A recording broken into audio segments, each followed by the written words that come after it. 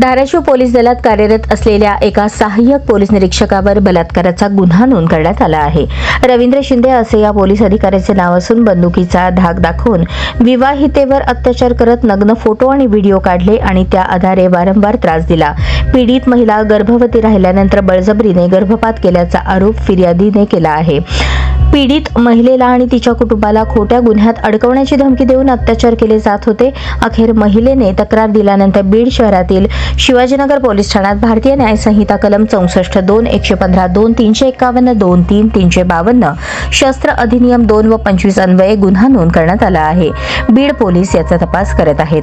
पीडिता आणि रवींद्र शिंदे यांची घरे बीड येथे शेजारी असल्याने त्यांची जुनीच ओळख होती. त्यानंतर शिंदे यांची 2011 साली पोलीस खात्यात पोलीस उपनिरीक्षक पदावर निवड झाल्यानंतर ते जिल्ह्याबाहेर गेले. मात्र पीडितेशी ते कायम संपर्क करण्याचा प्रयत्न करत होते.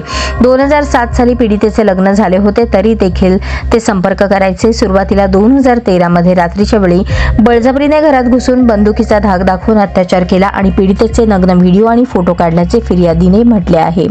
या प्रकाराविषयी कोणाला सांगितले तर तुझ्या पतीला खोट्या गुन्ह्यात अडकवण्याची धमकीही दिली. वारंवार अत्याचार केल्यानंतर पीडिता गर्भवती राहिली आणि त्यानंतर बळजबरीने गर्भपात करायला लावला. 2024 साली भूम येथे पीडितेला भाड्याने घर देऊन तिथे मुलासमोर अनैसर्गिक कृत्य अत्याचार करून मारहाण केली. त्यानंतर पीडितेने 2 वेळेस घरातून निघून जाण्याचा प्रयत्न केला मात्र मारहाण केली. धाराशिव शहरातील शंकरनगर येथे घरी नेऊन अत्याचार केला. 1 जून रोजी पुन्हा पीडितेच्या घरात शिरले आणि बळजबरी केली.